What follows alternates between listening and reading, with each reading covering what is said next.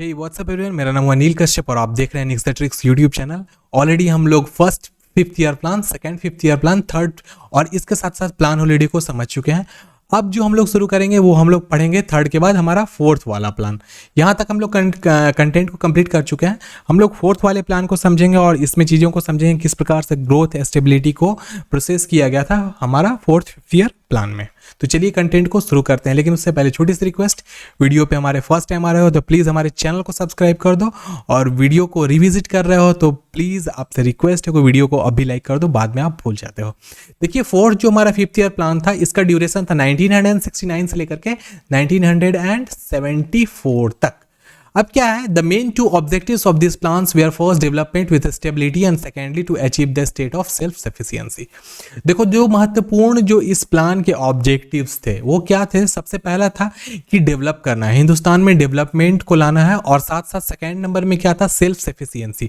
मतलब हम किसी भी दूसरे मुल्क के ऊपर किसी भी प्रकार से डायरेक्टली या इनडायरेक्टली हम डिपेंडेंट नहीं रहेंगे। हम सेल्फ हर चीज़ों को कर सकते हैं, इंडस्ट्रियलाइजेशन से लेकर के एग्रीकल्चर से लेकर के साथ साथ जो भी डेवलपमेंट की बातें होंगी वो हमारे हिंदुस्तान के अंदर सेल्फ होनी थी। उसके बाद है दिस प्लान एलन एस मैने एंड अशोक रुद्रा। इस प्लान का जो दूसरा नाम है वो उसका नाम क्या है, एलन एस मैने और अशोक रुद्रा। आप ये बात भी इसको स्टार पॉइंट कर लेना, इसको नोट कर लेना, ये सब क्वेश्चंस आते रहते हैं कि किस प्लान को किस अन्य नाम से जाना गया था।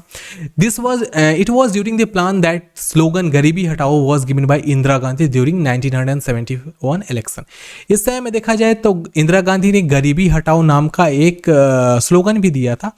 उनका इस प्लान को इंट्रोड्यूस करने का एक ही मकसद था कि हिंदुस्तान से गरीबी को ख़त्म कर दिया जाए, क्योंकि देखा जाए हिंदुस्तान धीरे धीरे इकोनॉमिक सेक्टर में after the war of Indo Pakistan and Indo China and drought things were not good, चीज़ें अच्छी नहीं चल रही थी। इसलिए उन्होंने कहा कि कुछ ऐसा किया जाए जिसके कारण हिंदुस्तान में से गरीबी ख़त्म हो जाए, तो इसलिए उन्होंने गरीबी हटाओ नाम का स्लोगन भी दिया था। अब उसके बाद कि दिस प्लान वाज अनसक्सेसफुल। देखो थर्ड नंबर प्लान भी हमारा अनसक्सेस हो गया था। उसके का पीछे कारण क्या था, वॉर, साथ साथ में ड्रॉट, और उसके साथ अन्य और भी चीज़ें थी कि लोग सेल्फ रेलिएंट अच्छे प्रकार से नहीं हो रहे थे। और ये वाला प्लान जो हमारा फोर्थ था ये भी अनसक्सेसफुल हो गया। इसके भी असफलता के कुछ कारण बने थे। And could only achieve the growth of 3.3%। देखो उम्मीद करी गई थी कि 5.7% ग्रोथ को अचीव किया जाएगा, लेकिन 3.3% ही ग्रोथ को अचीव किया जा सका। अब आगे कुछ और बात आपको हम बताते हैं इसमें क्या हुआ था। कुछ और भी फैक्ट्स हैं जो मतलब यहाँ नोट में नहीं है, मैं अलग से आपको बता रहा हूँ। देखो इसका जो एम था ग्रोथ और साथ साथ स्टेबिलिटी दोनों को मेंटेन करना था। लेकिन क्या बातें हुई, देखो लोग उतने ज़्यादा समझदार नहीं थे हिंदुस्तान के, उन्हें ये नहीं पता था कि किस प्रकार से चीज़ों को सामंजस्य बिठा करके किया जा सके। इसीलिए वो मतलब डाइवर्ट हो गए चीज़ों में, अलग अलग तरीके से वो डाइवर्ट हो गए, जिसके कारण ये प्लान धीरे धीरे अनसक्सेस होने लगा। साथ में एम्फेसिस था, बहुत ज़्यादा जोर दिया गया था एग्रीकल्चरल ग्रोथ करने का, लेकिन वो भी ग्रोथ रेट उस प्रकार से नहीं प्राप्त की जा सकी जितना उम्मीद किया गया था। अब उसके बाद क्या है, देखो ऐसा क्यों हुआ मैं आपको बताता हूँ। देखो जो टोटल 5 ईयर का जो ड्यूरेशन था, अब देखो जो ये टोटल हमारा 5 ईयर का ड्यूरेशन था, मैं आपको समझाता हूँ, इसको ढंग से आप समझिएगा।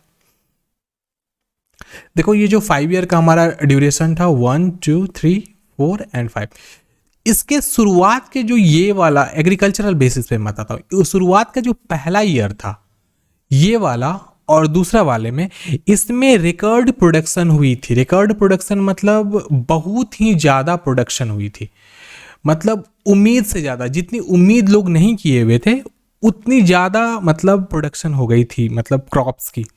लेकिन उसके बाद क्या हुआ, जो लास्ट का जो 3 साल बचा यहाँ से लेकर के यहाँ तक, इसमें मॉनसून उस प्रकार से नहीं आ सका।